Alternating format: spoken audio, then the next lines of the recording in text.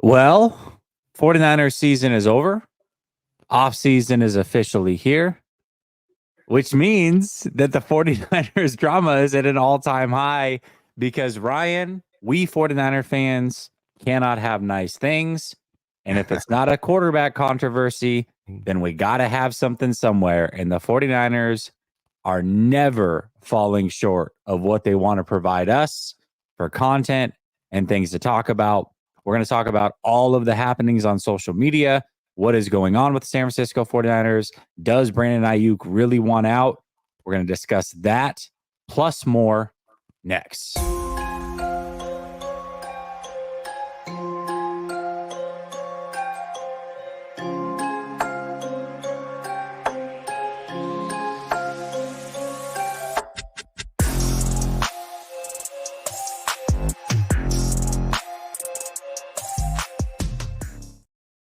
All right. Welcome back to Last Second Sports, where we are giving you our take down to the last second. And it's Tuesday afternoon, still morning on the West Coast. But that means I got my guy, Ryan G. Hensley, in the building. What's up, Ryan? Not much, man. Just getting over I got a flu or something right now. So I'm out here just, going hard. Just for you, bro.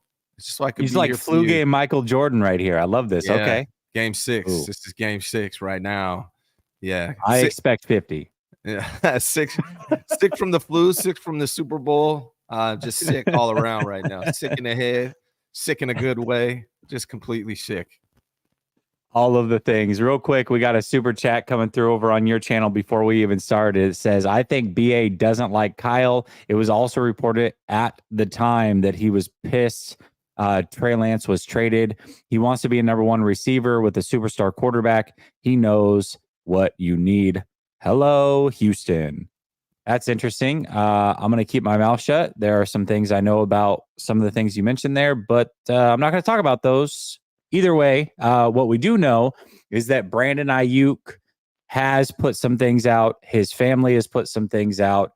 And that is something that I can talk about. We can all talk about it. What do you think about all this stuff going on with Brandon Ayuk? And before we get fully into it, for those of you who have not seen it and have been living under a rock, we're going to go ahead and drop this for you. 3 things came out. Brandon Ayuk had something on his Instagram story. It said something along the lines of, don't go away from what got you here, with the eye emoji. His best friend put out things saying, this is why we're leaving San Francisco. How does the best player on your team essentially only get 3 targets? And then his girlfriend said, this is maybe the last time her and their son are at Levi, because they may be gone next year. So 3 things, 3 different people, including Brandon Ayuk himself, 2 people that he's very close with, hinting that he may be on his way out. Ryan, what do you think about this? Oh, I 100% believe it because of the timing. It's the timing. Like a lot of people saying this is, Debo negotiation stuff. I don't buy it. This is directly after the Super Bowl, less than 24 hours after a Super Bowl loss. You have his friend saying it, him saying it, his girlfriend saying it. This isn't a negotiation tactic. This is Brandon Ayuk pissed off that, one, he wasn't targeted more in the Super Bowl, probably more than anything. I think that's where his frustration comes for. Now, will his opinion changed over time? Possibly. But I 100% believe that this isn't a negotiation tactic for a contract. This is, I am pissed. I want out. That's what I believe.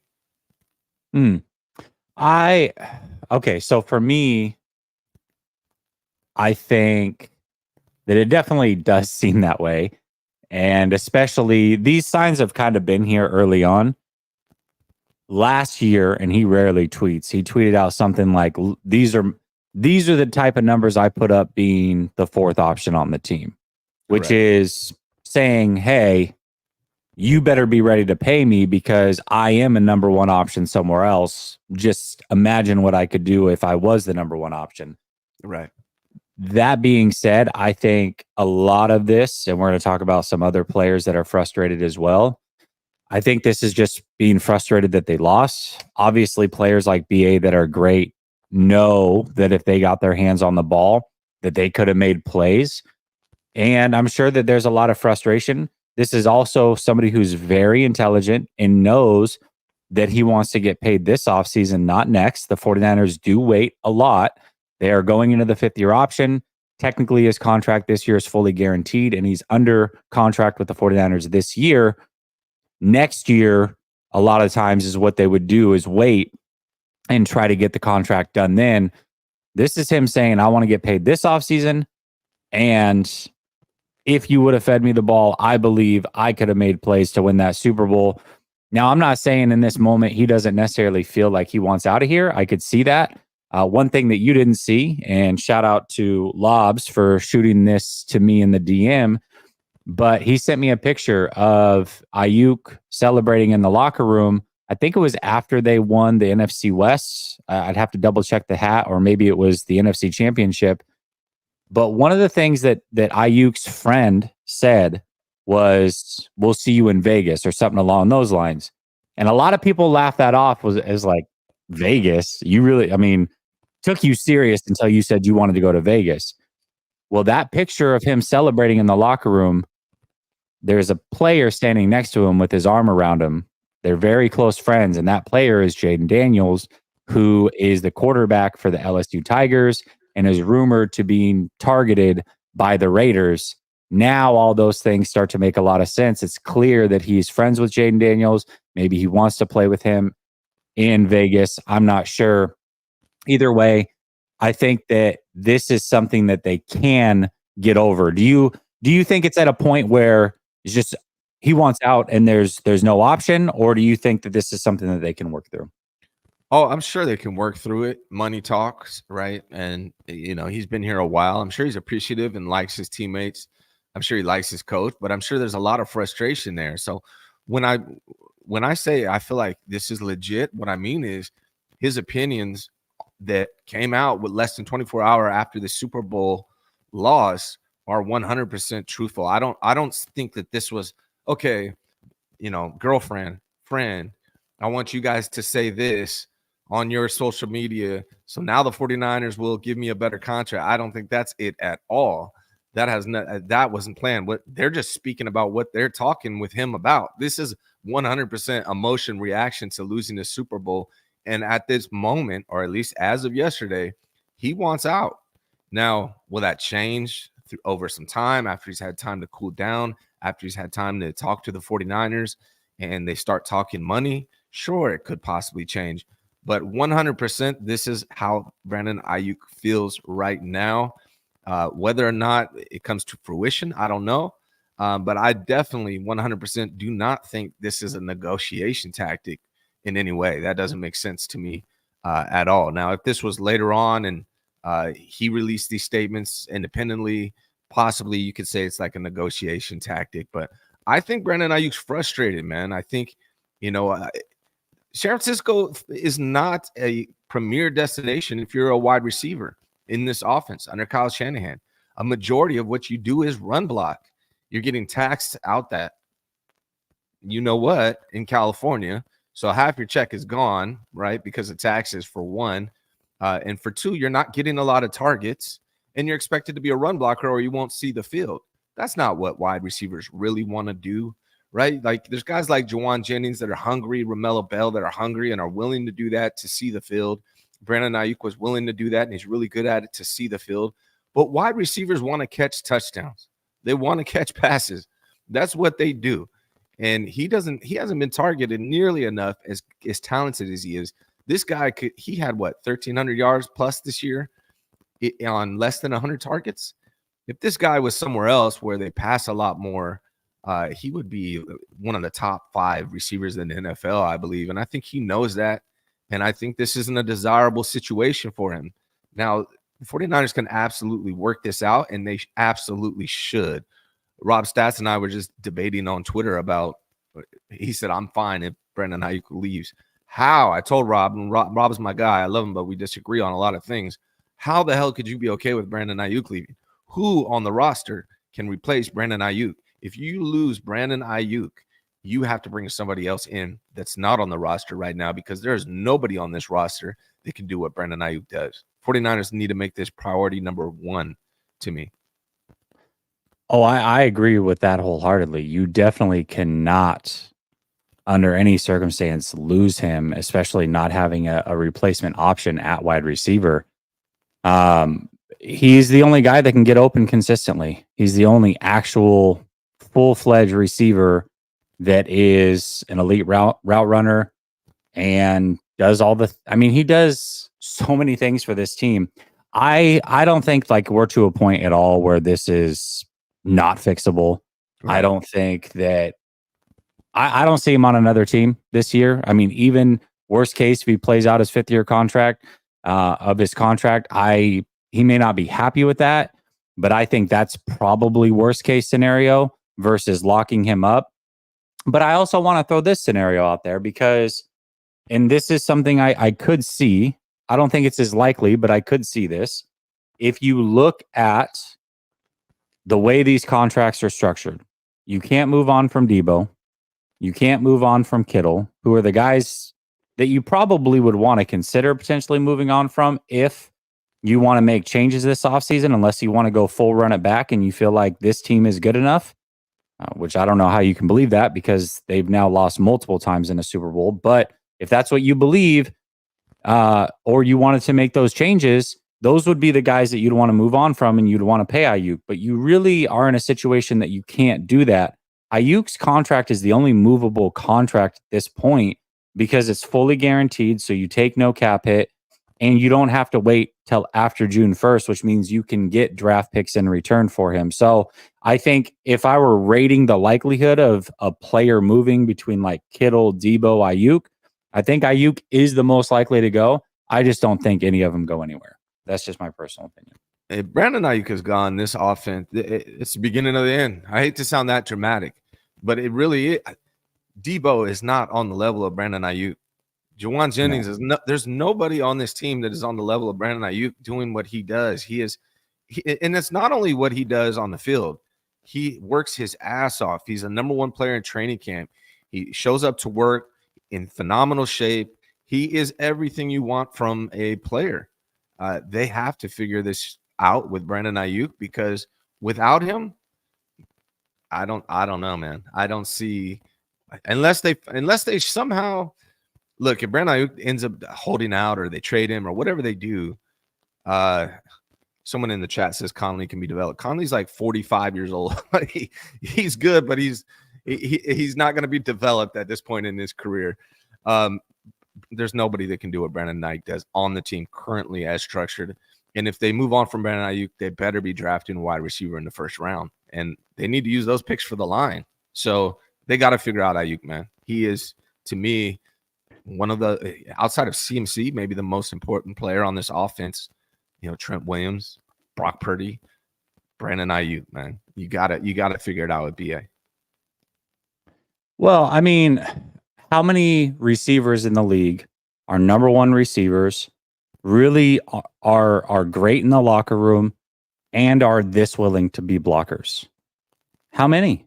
I mean, there's not many in the history of the league. I mean, TL was a great blocker, number one receiver, malcontent in the locker room. You know, Randy Moss, awesome receiver, didn't block.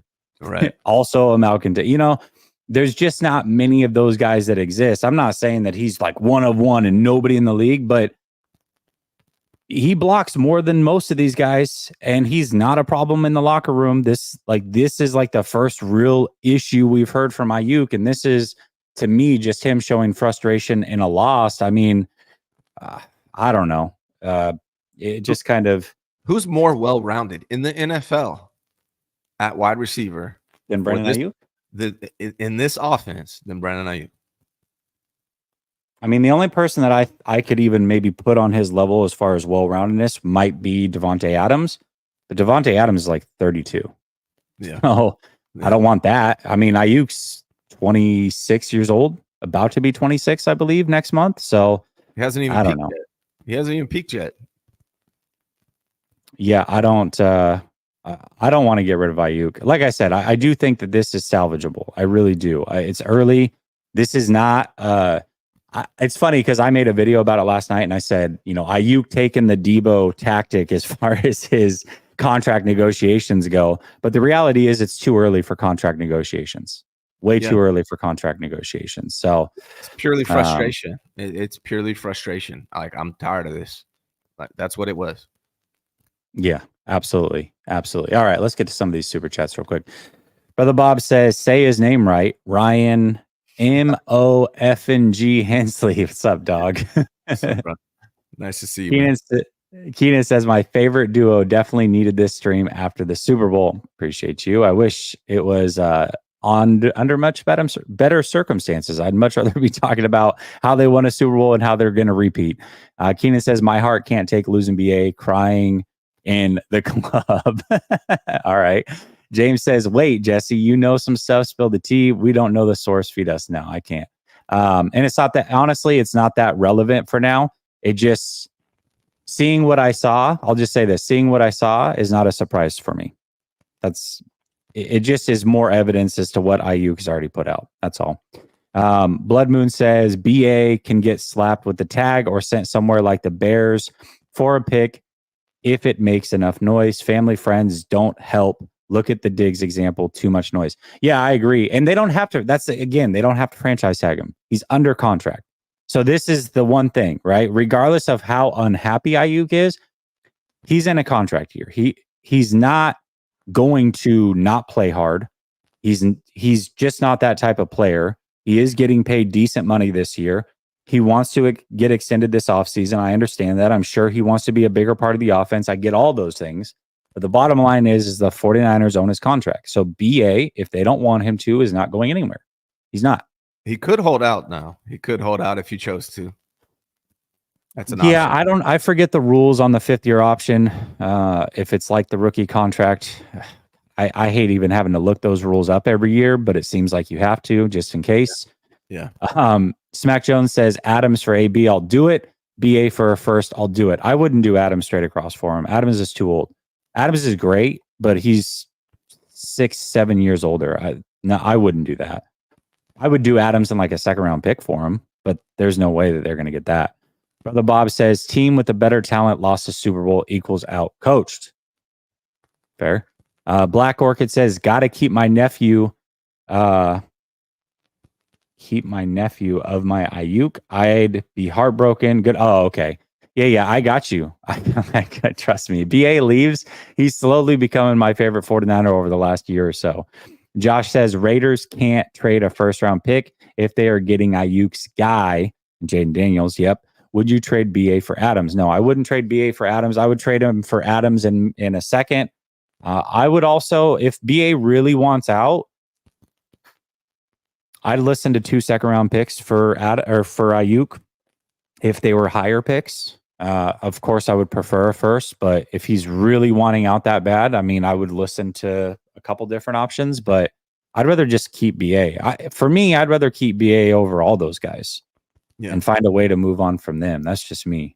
I don't know. BA is a complete player, man. He's an elite route runner, great hands, not a distraction, always does everything right in the offseason. He's phenomenal shape. I mean, he's exactly what you want. Yeah, most certainly. All right, let's talk about some other 49ers drama that's happening. Yeah. Okay. So let's start with the Feliciano one, I guess. Mm-hmm. John Feliciano, somebody had tweeted out the play where it looked like McKivitz completely let Jones in the backfield on what could have been the game-winning touchdown. And Jones makes a play to stop the 49ers from scoring in overtime. And famously, we know what happens after that. However, it was Burford's assignment. And Feliciano made sure that everybody knew that it was Burford's assignment by saying that it was not McKivitz's assignment, and then doubled down after somebody had asked a question and doubled down saying that it was Burford's assignment, essentially. Now, Spencer Burford replied, said something along the lines of, geez, I just log in and this is what I see. And then Feliciano did apologize on the timeline, saying he was hungover and he didn't mean it. And he apologizes. Acted like a bitch, to be clear. Yeah, he did. Yeah. So all those things. What are your thoughts about this situation? I don't know, man. It is interesting because Feliciano and Burford were basically competing for the same Mm. position all year long. So I thought it was just inappropriate. I think a lot of these guys just need to stay offline with this stuff and keep this in house, right? Like I think that would be a good rule is just to stay offline with this stuff, right? Like let Burford take the initiative to correct if he wants to that it wasn't McKivit's fault and that it was his fault. He doesn't need to jump in. I mean, it sounds like he was basically defending McKivitz, but in the process of defending McKivitz, he threw Burford under the bus, which is who he was competing with mostly throughout the year for playing time. So I just thought it was just a bad look. It's another guy. Just stay off social media, dude. Like you're not helping the situation. Now, I thought it was good. He went on and apologized. He realized that was stupid of him to say. I thought it was great of Burford. Burford not only responded to Feliciano, but he also came out and said, yes, that was my guy. That's my fault, basically. And I got to do better or whatever. And I thought that was great of Burford. But Burford, the young man, he's only second year guy, had more maturity in this interaction than Feliciano, who's about 32 years old. Feliciano's a guy I've been, I was really high on. I told everybody he's an underrated free agent pickup when we got him. I said he was one of the top 5 guys on this O-line when we got him. I knew that he was going to make an impact this season. And all those things are true, but I didn't like how he sold his teammate out online. I didn't think that was tactful. Yeah, I agree with that. Completely agree with that. I think that that was definitely Bush League. I'm glad that he apologized, and I'm glad he did it on the timeline. Yeah. And hopefully he picked up the phone and also talked to him, because I think that would have been the right thing to do. But when you call somebody out in public, you should probably apologize in public. And I do appreciate that he did that. The excuse of being hungover, though, like, come on, man. That's just, you said it. You meant it. You said it. Yeah. And if you did it in a drunken stupor, then you really meant it, because that's when you're going to let things fly. This is somebody you were competing with. For me, I hope that they can patch it up and everything works good, because I want Feliciano back. I mean, not necessarily as the starter, but man, he's a great depth piece for guys that if they need anybody on the interior to come off the bench, he can play left guard, right guard, or center. So for me, I would like to have him back. So hopefully that's somebody that they can bring back for a depth piece on the offensive line. Do you think the 49ers look at Burford as the future at that position, or do you think they're concerned with his performance thus far? I think last year they looked at him as the future. I think even parts of this year they did, but as the team progressed through the year, I think it became more and more clear that they might be searching for other answers. Yeah, I think I agree with that. Yeah, hopefully Burford takes a big leap forward, and he is a really good offensive lineman. But I think you're correct. I think it was evident that Feliciano was the better option there. Yeah, as the year progressed. I mean, I said it before the season. Like when we got him, I figured that was going to be the case. So, yeah, it's unfortunate. The 49ers have drafted. I was thinking about this. Kyle Shanahan and John Lynch have been at the helm, for 7 years. They've drafted one good offensive lineman in that entire time, which is Aaron Banks. One offensive lineman in 7 years out of 7 drafts, 7 rounds, one good offensive lineman in Aaron Banks. That's concerning to me. Yeah, that's not good. No. That's not good. Yes, Feliciano is a free agent. Okay, let's talk about some other things. I talked about this a little bit yesterday, but I'll get your opinion on it as well, since we're talking about all the things that are happening. Yeah. We had Sauce Gardner come out and say that he knew the Chiefs would win. The 49ers are the better team on paper, but the Chiefs are that deal. We saw Charvarius Ward explode on him and then take his tweet down. And then we also saw Jair Brown say something like, the Jets aren't on our level. Come on, bruh. And this was just hours after the Super Bowl loss. What did you think about this back and forth? Young guys being young guys, I feel like, just not a lot to it, honestly. Probably not ideal. I'm sure the PR person is telling them, hey, probably don't want to do this, but even guys like Debo have gotten into it. Just young guys being young guys probably want to stay away from that. But even I'm guilty of it, right? There's a lot of, times I snap back on Twitter and I probably shouldn't. I think it's the same kind of situation. So I'm not going to judge, guys like Ward or Lenore for those type of things, because I'm guilty of it myself. I fall into the trap, take the bait often. Doesn't bother me too much. I think of course, though, if you're in an ideal scenario, you want those guys to avoid those kind of conversations. Let Sauce Gardner do what he wants to do, and just ignore that type of stuff. But ultimately, it's not the biggest deal for me.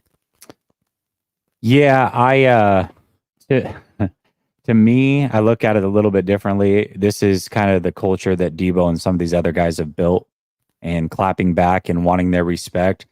And I think it's fair what other players are saying about the 49ers personally, because of the way the 49ers talked after the Eagles lost the Super Bowl. They celebrated it as if they had beaten them. Bradbury was trash, and I told y'all. Ayuk picked the Kansas City Chiefs last year and was very vocal about that. And after they won, he came out, much like Sauce did, and said, I told y'all this would be the result. Listen, this is... You can't dish it out at the level that the 49ers do on a regular basis and not be willing to take it. They are the ones that have poked the bear for over a year. They talked their ish. They didn't get it done. And this is kind of what you have to deal with. And I feel like Charvarius Ward, being a little bit of a veteran, realized that. He tweeted it out and took it down pretty quickly, because he knew, he's like, I'm not winning this. Like, this isn't a good look. Jair Brown's a little bit younger. I understand him keeping it out there. And it's extremely hard. And especially when you feel like you played well. Both those guys played very well. Jair Brown had an interception. He played phenomenally, especially for a rookie. I think he's got a bright future ahead of him. But this is a little bit of the culture that the 49ers have built.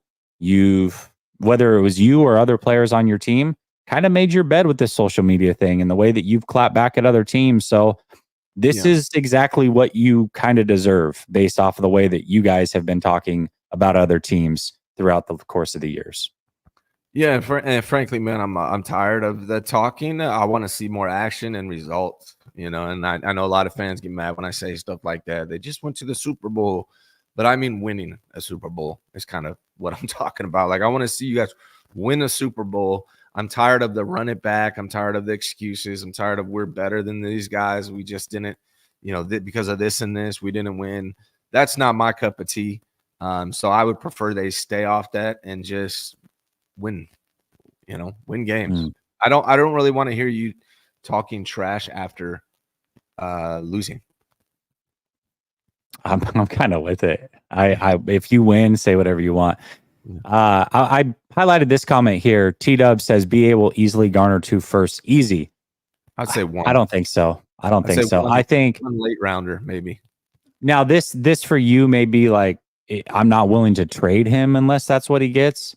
We do this all the time where we really overvalue our players.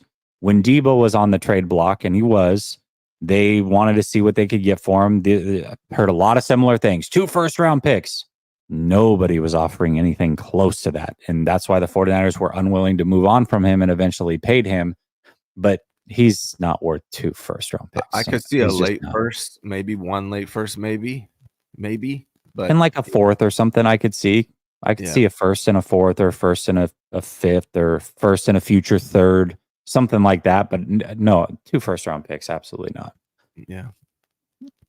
Especially because he's got to get paid too. People don't want to give 2 first-round picks for a guy that's expensive. James Thompson. I mean, what's his name? Didn't even garner that. Tyreek Hill. We're talking about one of the most unique receivers in the game. James Thompson says, what was he in the doghouse for a few years ago? I'm curious what you guys think and if that plays into this. I don't know. I don't know that it necessarily plays into this situation, but I'm sure that IU kind of remembers everything that's happened. I'm not in his head, though. I don't know if he looks at that doghouse situation as a positive that kind of turned his career around, or if he holds resentment for it. I'm not sure. And I don't want to speculate on that. That's just so hard for me to know. What do you think? Well, one thing I do know is that the whole doghouse thing, when a lot of people are like, "Hey, we don't need BA, trade him. Like we could draft a wide receiver." What makes you think a drafted wide receiver, a rookie wide receiver, would even see the field if the 49ers went that route? So that's why it's so important that we keep BA. He's been through that Kyle Shanahan doghouse process, and he's already elevated past it. And it's important that we keep him on this team and being productive like he is right now. Because if you go to a rookie, there's no guarantee that rookie's even going to see the field. So that's not just it'd be really hard to just say, we're going to go with a rookie and he'll take BA's place. When does that happen with the 49ers? It hasn't. Rookies don't really get much love on this team. So that's the only thing with this comment, that's what it made me think of. Well, and you do that when you have an elite quarterback that can kind of handle it. Right? Like that's when you get rid of guys like Tyreek, when you have Patrick Mahomes waiting, or you get rid of an Adams because you have Aaron Rodgers. You don't get rid of BA when you have a young quarterback that we're not fully sure if that's even the franchise guy. Like that's not the time. So to me, I think it would be crazy to do that, but I don't know. We'll see. Samir says, what's most striking about all the drama is the O-line drama, arguably the least individualistic position and the most requiring of teamwork and having your guys back. It's a really good point, Samir. Really, really good point. And the other point is that Feliciano was hurt. That's why Burford was playing. It's not like Burford was in there over Feliciano and Feliciano's upset because he thought he should have been playing. He couldn't go. He was hurt. Right. So what do you want? Like Burford was there. He did his best. Wasn't great. I understand it, especially on that play. It sucks, but throwing him under the bus on social media is like, that's the worst that one. That one was the worst one. That was the worst one out of all of them. For sure. That's your teammate. You never do that. Jordan says we needed O-line help. Trade BA for a number one in the loaded wide receiver class. For sure. But I think it gets back to the point of what Ryan says. And what if they do trade BA for what we think is a good wide receiver? Much like they traded Buckner for what they thought was a good defensive tackle. That the situation could be you get the Javon Kinlaw of wide receivers. Now maybe you hit. Maybe you end up with a Minnesota Vikings situation where they get rid of Diggs and they replace him with a very good player in Jefferson. That's a possibility. Or you could get rid of Buckner and replace him with Javon Kinlaw. That's the other possibility. So or you I'd rather go with a sure thing. You could replace BA with a guy just as good as BA. And guess what? He's going to be in the doghouse the first year anyways. For sure. And to me, if they do get rid of BA, kind of going back to the O-line help thing, get rid of BA, but use it to get O-linemen and beef up the O-line. Now take those 2 picks and get a tackle and a guard.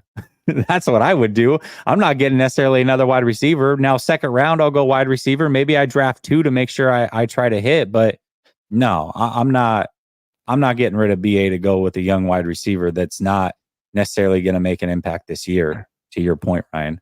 Yeah. 69er says, upgrade the O-line, get Burns, Brendan Rice, Gore Jr. Well, I like Gore Jr. He runs just like his dad. James says, I can't get behind another run it back. This loss felt like an end of an era. We need some change, a blood transfusion.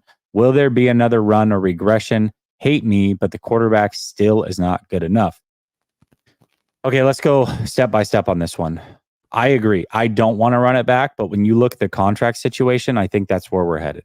Mm-hmm. Just being real. Whether that's what you want or not, I'm looking at these contracts. I'm looking at how they can get out of them. You're most likely getting that with some minor changes through the draft and what have you.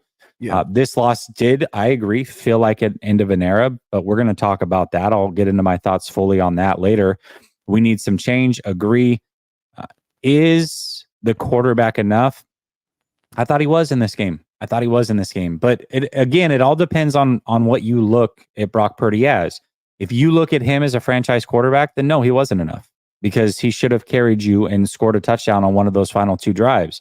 If you look at him as a good quarterback who is the best that the 49ers have had since Kyle's been here, I think he met all expectations. It just depends on how you view Brock Purdy is really what it comes down to me.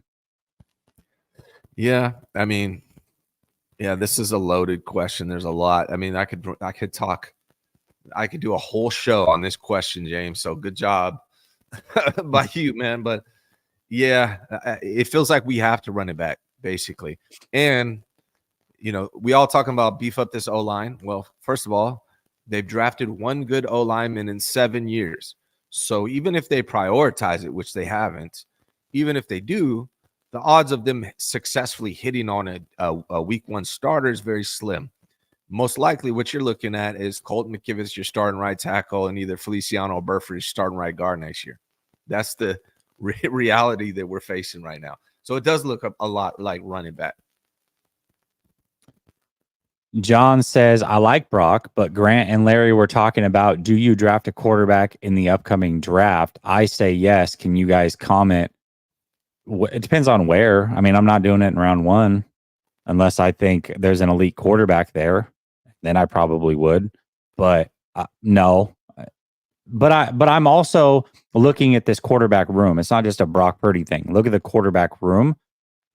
They're going to need quarterbacks. They have one quarterback on the roster currently. That is Brock Purdy.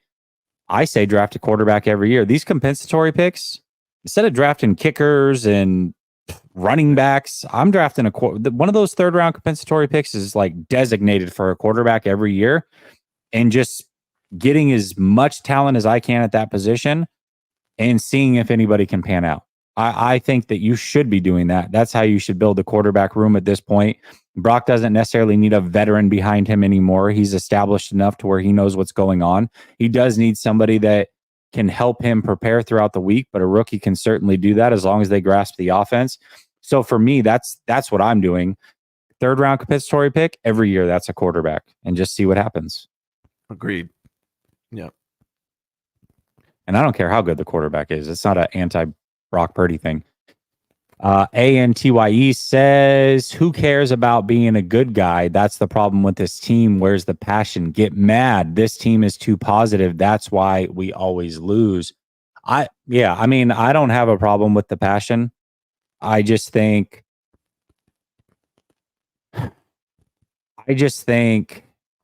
showing it through social media and lashing out when you guys have clearly poked the bear, it actually shows more weakness. It doesn't show that you're mad and passionate. I think it shows more weakness, but that's just me.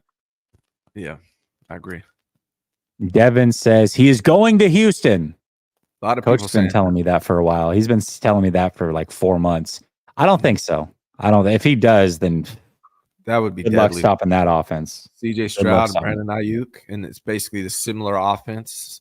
Yeah, no. Jeez. James Welsh says, and not just new blood, but a new way of thinking. It's not going to happen unless you change your head coach. So probably not going to happen. Jordan Matthews says, offense doesn't center around an elite wide receiver. That's the point of having BA. What's the point of having BA if you can't protect Brock Purdy when it matters? Trade BA and draft an lineman and wide receiver late. Again, I'm not necessarily against that. I would rather trade Debo and draft an lineman, but you can't really get off of his contract. Yeah. Jesse, give me your odds that we have a starting rookie offensive lineman next year. 90%. You think there'll be a starting offensive lineman this coming year? I don't think so. I think so. The only reason because I don't think whoever it is, so do you think, okay, let me ask you this. Mm-hmm. Are you saying no because they go and get somebody else in free agency, or are you saying no because they are willing to roll with a McKivitz and a Burford again? I think they're willing. I think they're going to draft some guys, and they probably won't hit because they haven't hit. They've only hit on one in 7 years. And so they might finally prioritize offensive line this year, which we've been begging them to do for 2 to 3 years now. But they haven't hit on offensive linemen at all.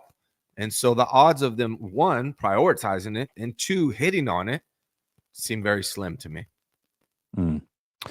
He says the loss felt like 2013 loss to versus Seattle. And just like Bowman, Greenlaw got an injury that may impact his career. Yeah, but Bowman literally tore every freaking ligament in his knee. It's an Achilles, and it could. It definitely could.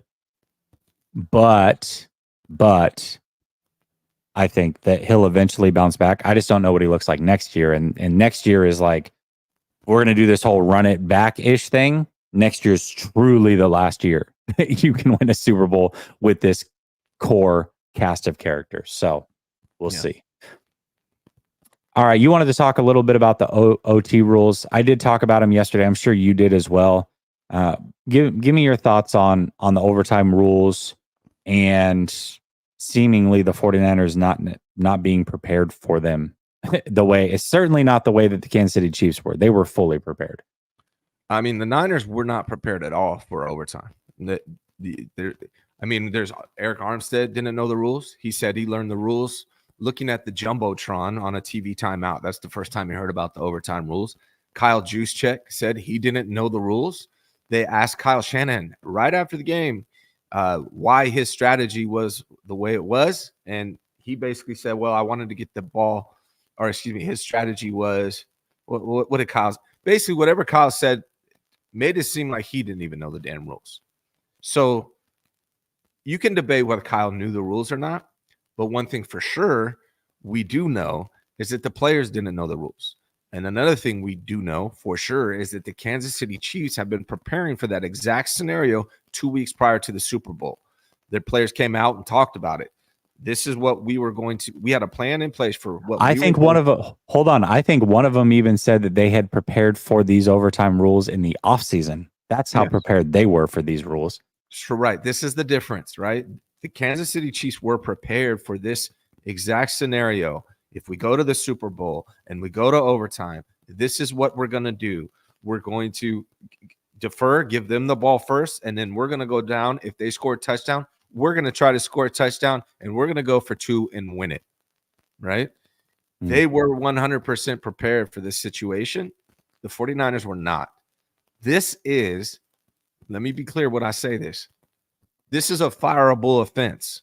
I'm not saying fire Kyle Shanahan, but you are a head coach of a professional football team in the NFL, one of the biggest franchises in sports, making $10+ million per year, and you are not prepared for overtime rules. That is a fireable offense. Let me be clear. I'm not saying fire Kyle Shanahan, but it is a fireable offense. ALT says Shanahan knew the rules. He wanted the ball third down possession for sudden death. There's no sudden death. Every team you're going to face in the Super Bowl is going to go for it. The Kansas City Chiefs were going to go for 2 to try to win the game. It is a bad plan to go out there. Look, here's another reason why it's a bad plan. You get the ball first. You go for 3. The other team knows now exactly what they have to do. You want the other team to go first, so you know what you have to do. It was a bad plan. I'm not sure Kyle Shanahan knew the rules because of a video clip I have of him saying something that was contrary to somebody that actually knows the rules. So I'm not sure Kyle Shanahan knew the rules. I would hope he did. But one thing for sure is he wasn't prepared, and his team wasn't prepared for overtime. Whether he knew the rules or not, whatever. His team wasn't prepared for it, and they had the wrong strategy in place. And that is a fireable offense. Here, I got something real quick. Hold on, I want to pull this up. See if I can find it. You gonna play that video? No, I'm not gonna play the video. I wanted to pull this up. I want to give Niner fan Mitch a chance here. It says most negative boneheaded Niners channel. That's fair. Niner fan Mitch, you give me a topic that's positive to talk about, and we'll talk about it right here on the spot. Throw your positive topic out there and we'll talk about it on the spot. Bro, because the 49ers just lost a Super Bowl after having a 10-point lead again against the Kansas City Chiefs. It's an aging team, a team that has been all over social media ranting over their loss, pissed off. And we're just talking about what's going on. But if you have something positive to talk about that you want here as a topic, throw it out here. We'll talk about it. Man, I have no problem doing that. I don't want to be negative. I would much rather be celebrating a Super Bowl victory. Why don't you go check out how devastated I was in the aftermath of them losing when I did a live post game 2 minutes after they lost. I'm devastated, man. I was devastated. Now, it's 2 days later. I'm trying to turn a page. I'm talking about what's going on. There's nothing positive to talk about. Not 2 days after losing the Super Bowl. We're not going to be negative all the time and all through the offseason. There is going to be positives to talk about.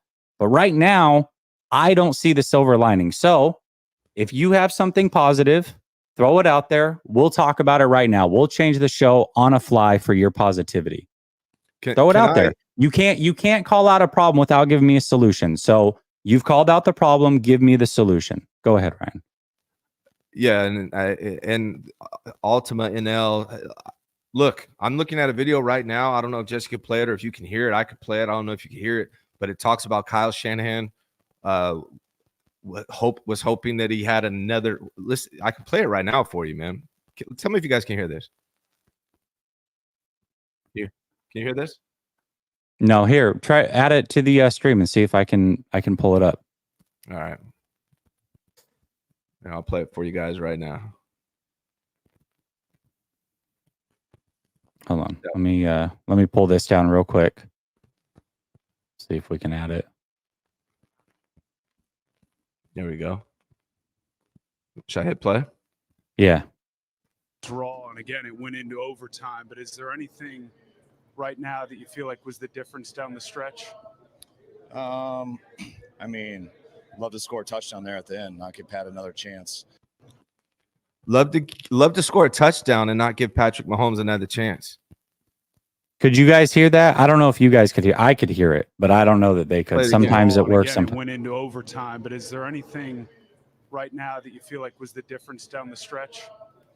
I mean, love to score a touchdown there at the end, not give Pat another chance. That's not how it works in overtime in the Super Bowl.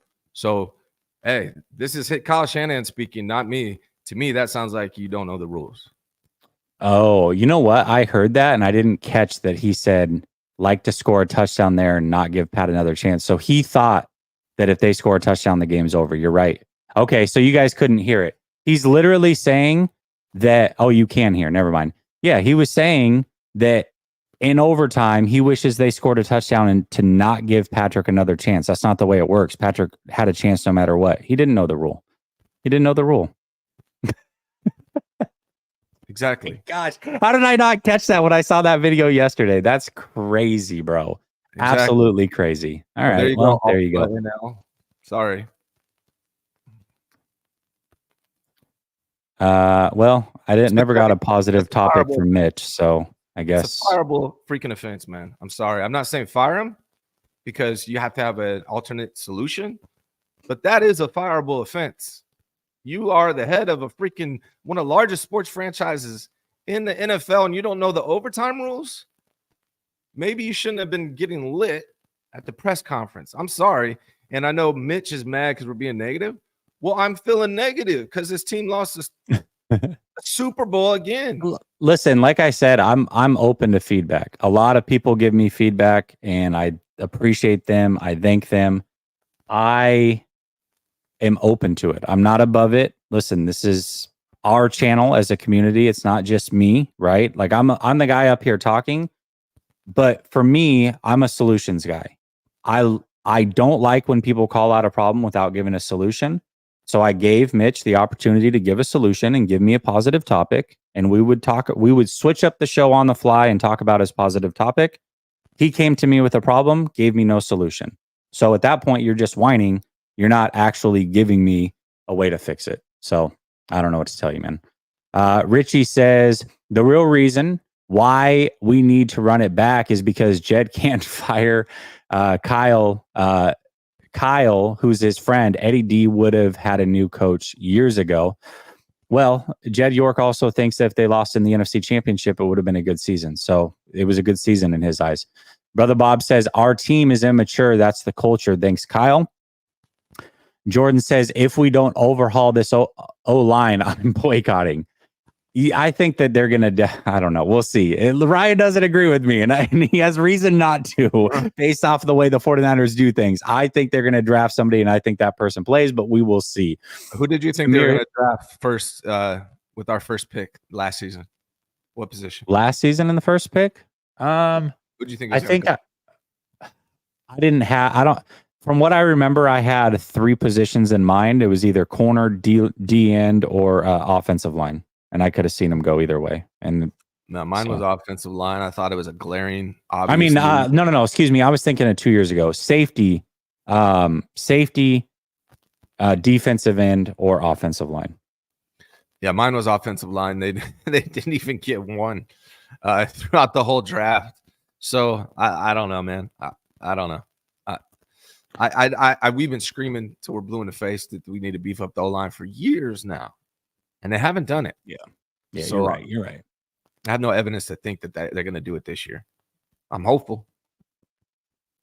Samir says, think of the top 10 players on this roster. How many of them are likely to regress age next year? How many of them will improve? Can you run it back? Samir, this is a great question. It's funny because Sunil and I went for a good hour and a half yesterday, and as soon as we shut off the cameras, we were backstage, and this is the first question he asked me. So I'm very well prepared for this one. It would have been a great topic, but you brought it up again. I appreciate it. I don't know that you can guarantee that anybody's going to regress, but just looking at it and how well they performed this year, I think you're seeing a slight regression in Trent Williams already. I would expect that CMC is not quite as good as he was this year. Somebody who stayed healthy with that many carries and was that effective, I don't necessarily believe that is repeatable at 28, but we will see. And I could see Eric Armstead and George Kittle regressing a little bit. Now, as far as getting better, those guys at that age, I think Bosa can improve. I think Warner can improve. I think that Charvarius Ward, as good as he is, can improve. There's a lot of guys that can improve. Brock Purdy will improve, I would imagine. So there's a lot of guys that I think can and will improve. But there are some guys that I think are likely to regress a little bit. And I'm not predicting this to happen, but I think 1 or 2 of those guys could fall off of a cliff overnight and not be even close to the same next year. So I think based off their age and their usage, that's a possibility as well. Now, I don't think it's likely, but it's a possibility. Keith Murphy, the Unbeaten, says, as the young folk say, Kyle was capping. I don't think he knew the rule change in the moment. At the end of the day, KC was more buttoned up. Yeah, absolutely. Absolutely. He talked about his analytics team as well. And I think his analytics team gave him the analytics right there on the sideline before the overtime started. I don't think he had met with the analytics team prior, like, hey, if we get this situation, what do we do? So he said that right after the game, but then all of a sudden when he got to the presser, it was like, oh, no, the third possession.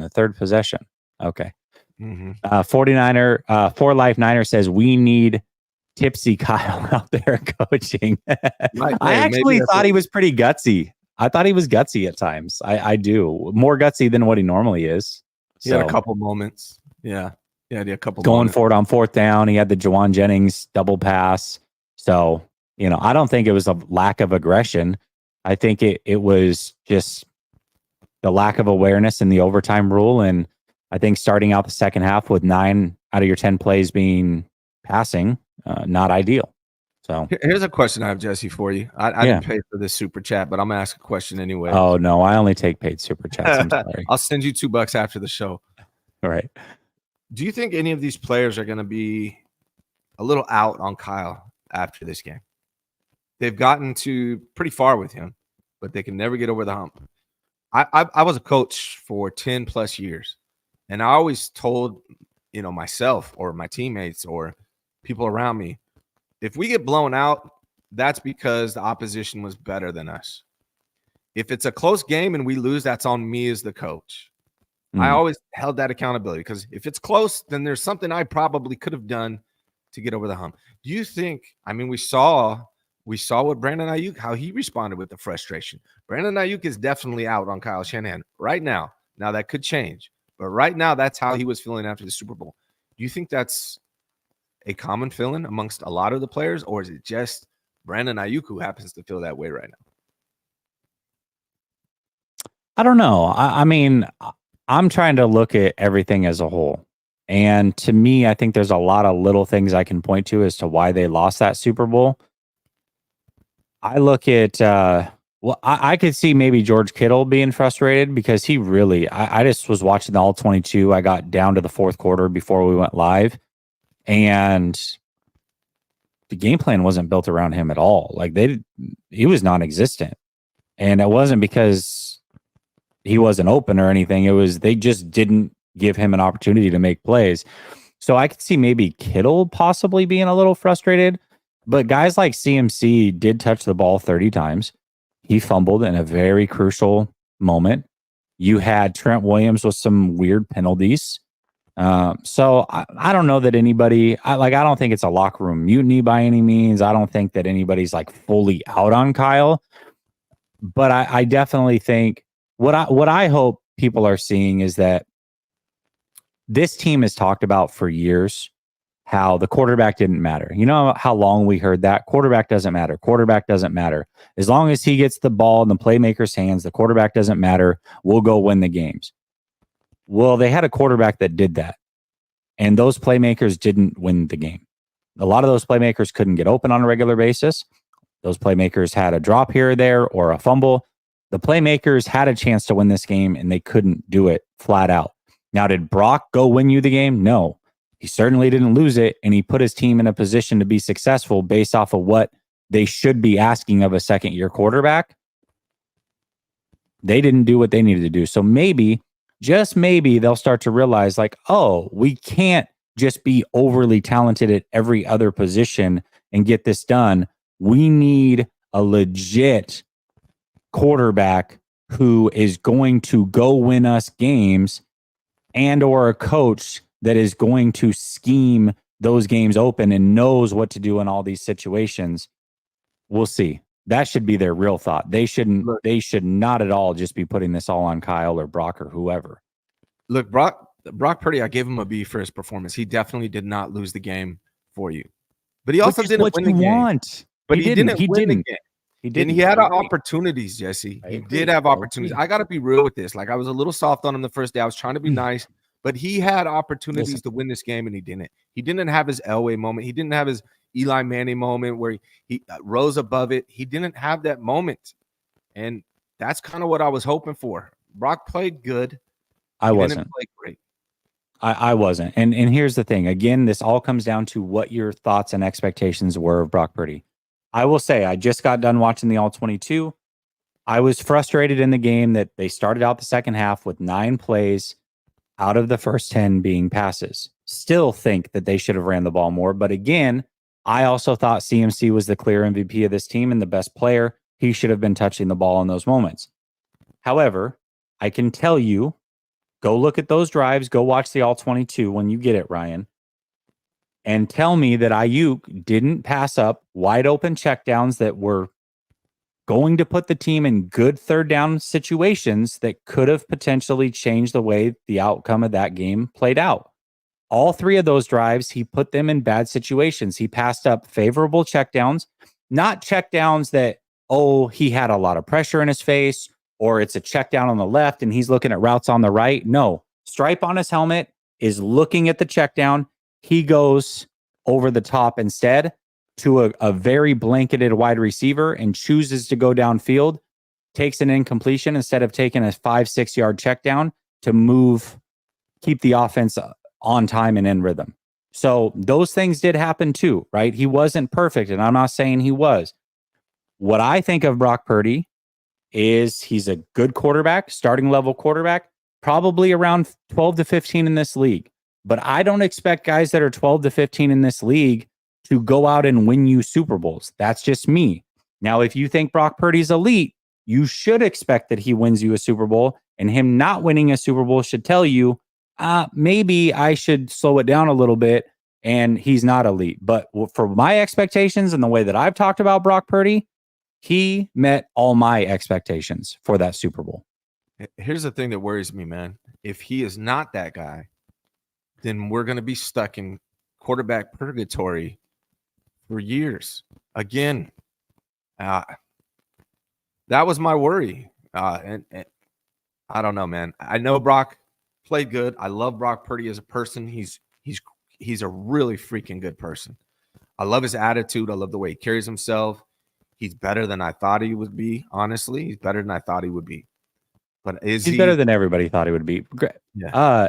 Listen, I had a 3rd round grade on Brock Purdy coming in the draft. I was higher than most people, and I was too low on Brock Purdy for what he's turned out to be. So he's better than everybody thought he would be coming out of the draft. Everybody. But is he good enough to win the Super Bowl?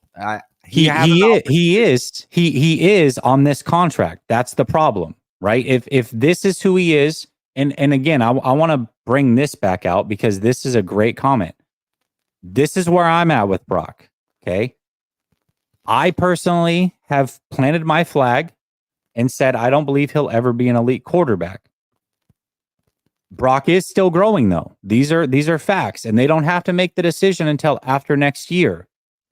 If Brock doesn't grow into that clear elite quarterback, I believe that you don't pay quarterbacks like Kirk Cousins, like Dak Prescott, like Kyler Murray, guys that are good, top 10, top 12-ish at times, but those are not the guys you pay because none of those guys, when they've been paid, have won Super Bowls.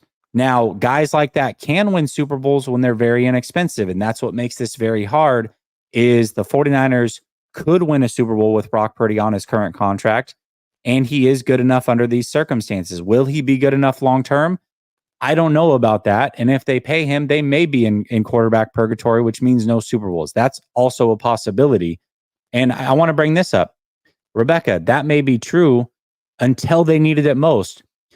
You heard myself, Ryan, other people say Brock Purdy, if you look at his statistics in the playoffs before they went to the Super Bowl, were way down compared to what they were in the regular season. But we were more impressed with what he did because when he chose to play well, when he played well was when they needed it most.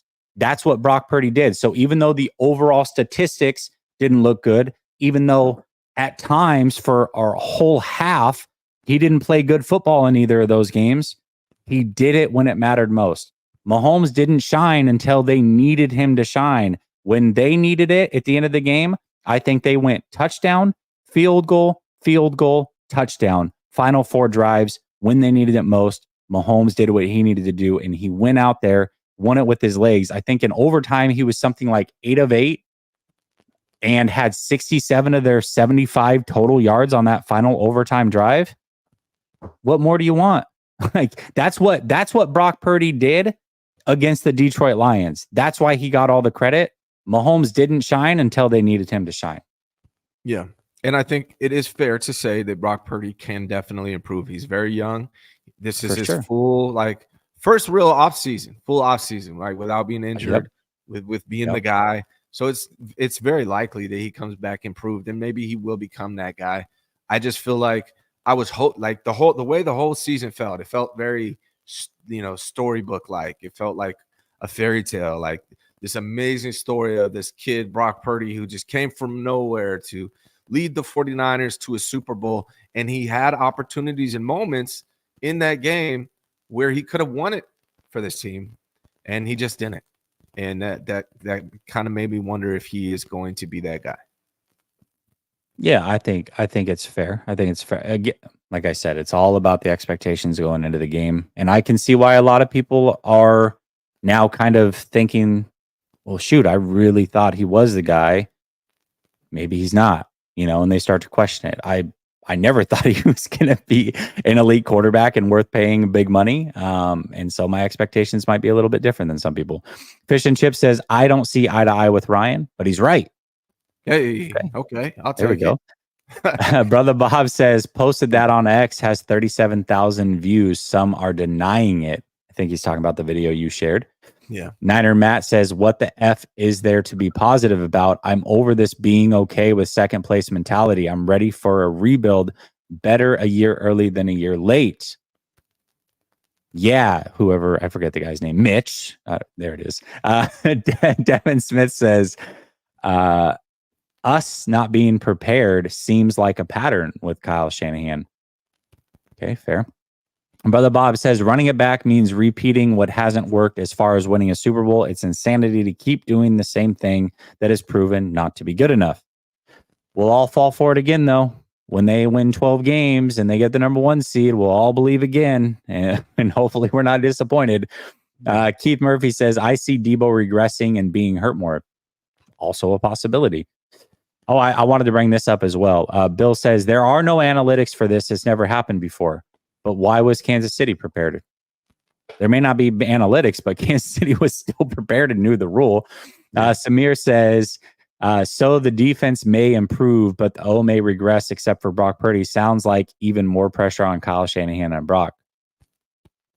Yeah, that's a good point. Jaleel D says, we could have done everything right, but they would have fallen short. There's a lot of blame to go around. Me personally, I blame Kyle. I believe even if Kyle did everything right, we still lose. Elite quarterbacks win Super Bowls. Jaleel, I don't necessarily disagree with that. I think Kansas City gave the 49ers opportunities. They didn't play a perfect game either. I think the 49ers gave Kansas City opportunities. Really, what you're saying is true. Both quarterbacks possessed the ball twice at the end of the game, once at the end of the fourth quarter, once in overtime. One was able to score a touchdown. The other one was not, regardless of, O-line blew this or whatever. Like, that's the reality of the situation. So GTC Real says, wait, what? You mean to tell me that Kittle wasn't in the game plan on all 22 for an entire game? That's blasphemy and is fireable. What I'm saying is, to me, when I'm watching Brock Purdy's head turn around, I don't see a lot of plays that were dialed up for George Kittle.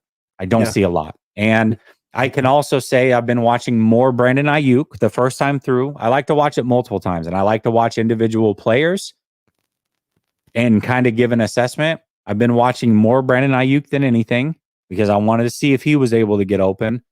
But I am running back plays and peeping a couple different guys. And so far, what I've seen is it doesn't look like a lot of plays, really, if any, were dialed up for George Kittle. That's what I'm seeing. I believe George Kittle has had 6 targets in 2 Super Bowls total. It's a shame. Jason says, serious question. If not now, when?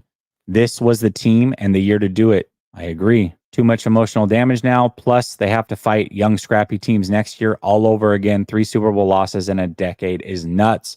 It is nuts. And I tend to agree with you. I think that teams are going to be a lot better next year. There are young teams that are going to be a lot better that are up and coming.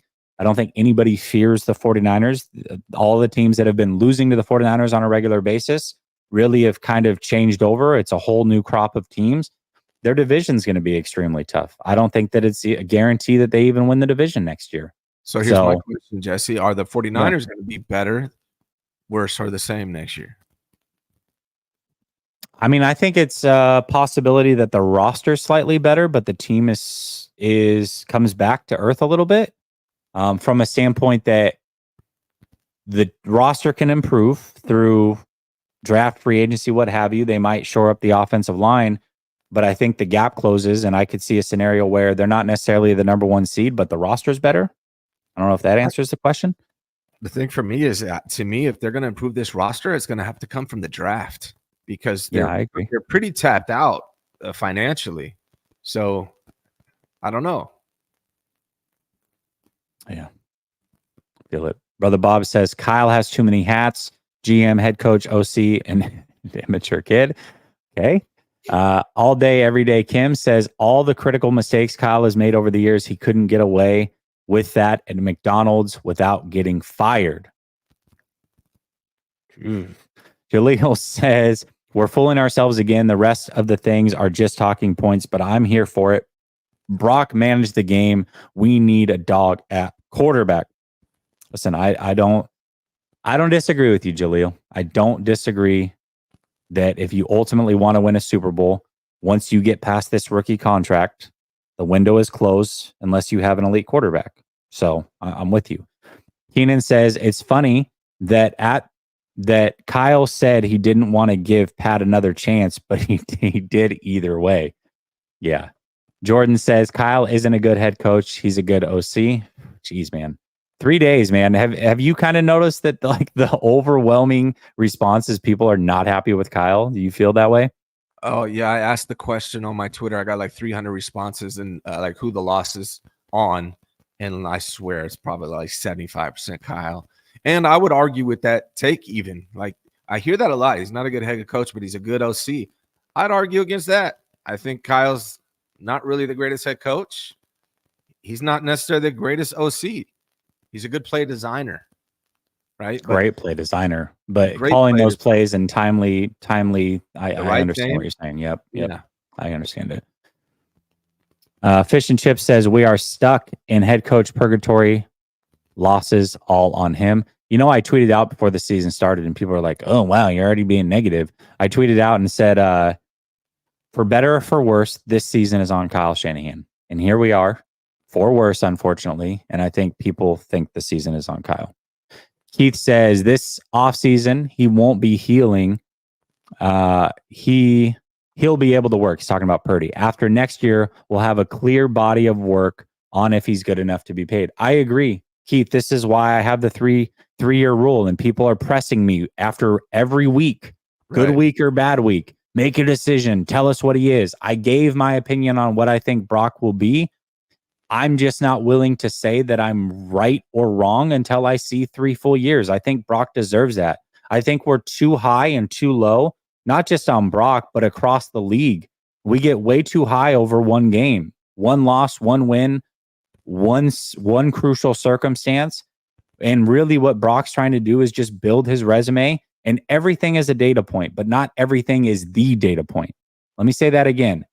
Everything Brock has done to this point has been a data point.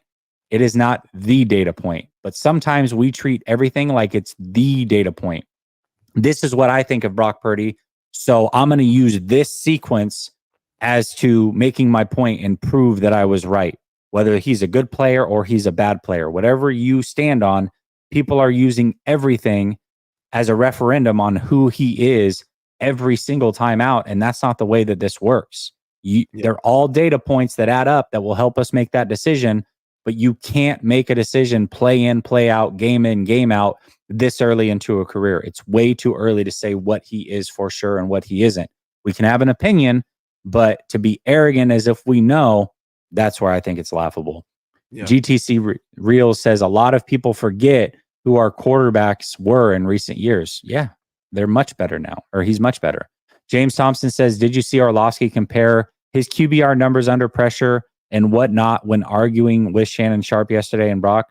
No, but I also don't take QBR seriously. And that's just me, James. I'm not trying to like poo-poo the comment, but again, when you start throwing things at me that most people don't even know how these numbers are calculated, it's just a number that doesn't mean a lot to me. So my eyes tell me what he is and what he isn't.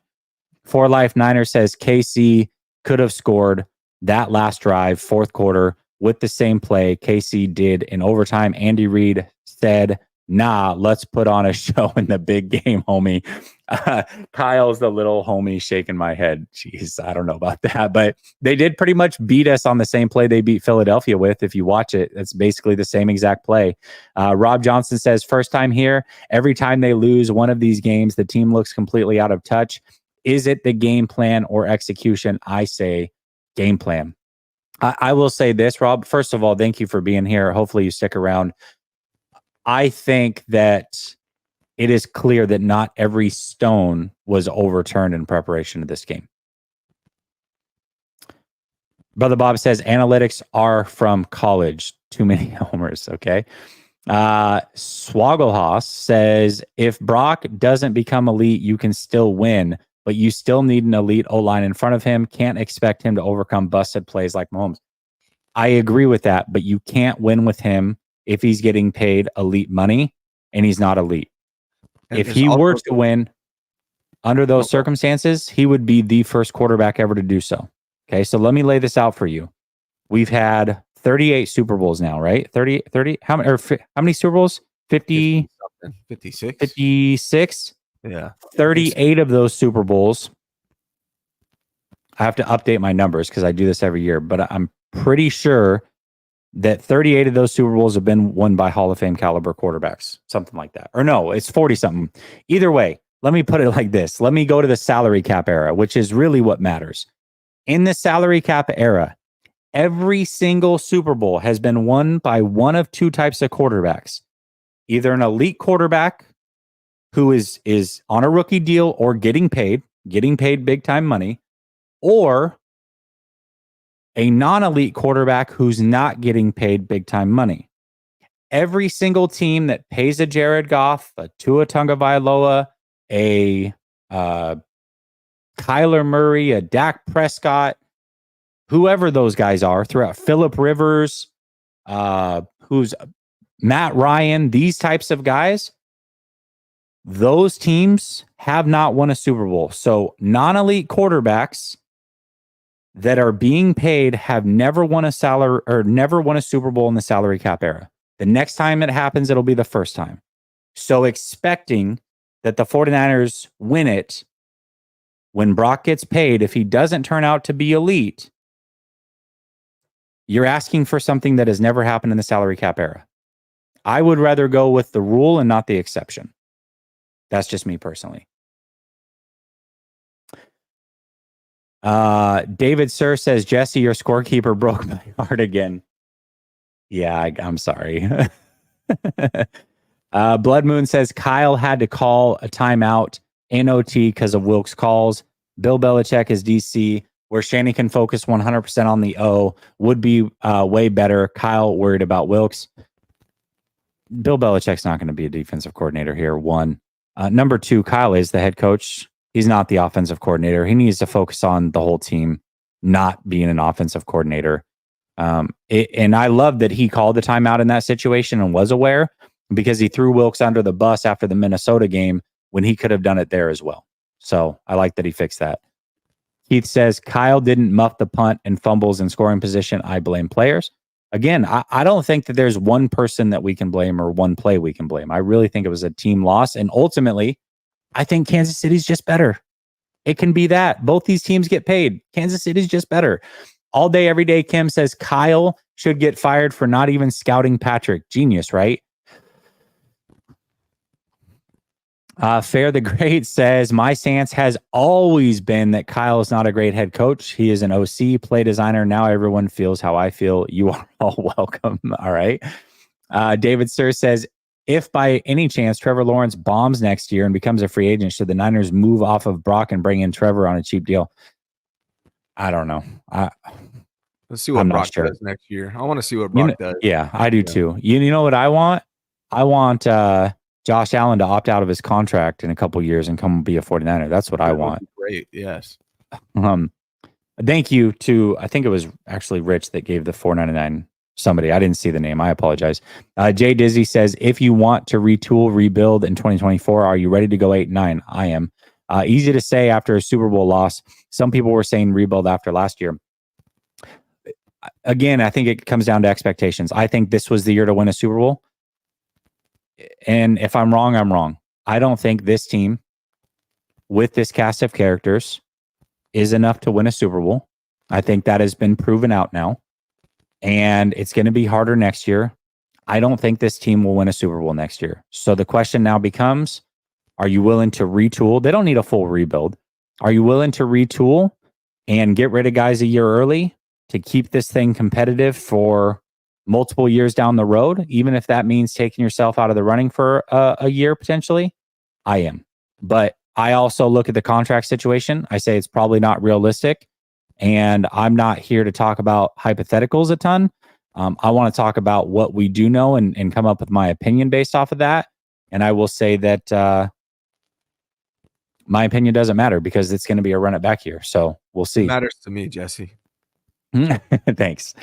Rich S says, hi guys, first time here. I feel the Niners weren't sharp the last few games of the regular season and all the playoffs. We peaked at the wrong time. Well, that's a very, very good point because I agree with that. Rich Scangarello, I think, might be. Appreciate you. Okay, listen, we had 5 topics. You guys killed it with the super chats. I got to get going. So I'll save these other 2 topics for another show. Ryan, thank you so much for joining me as always. Everybody in the chat, I'll be back soon. Stay blessed. We'll talk soon. Peace.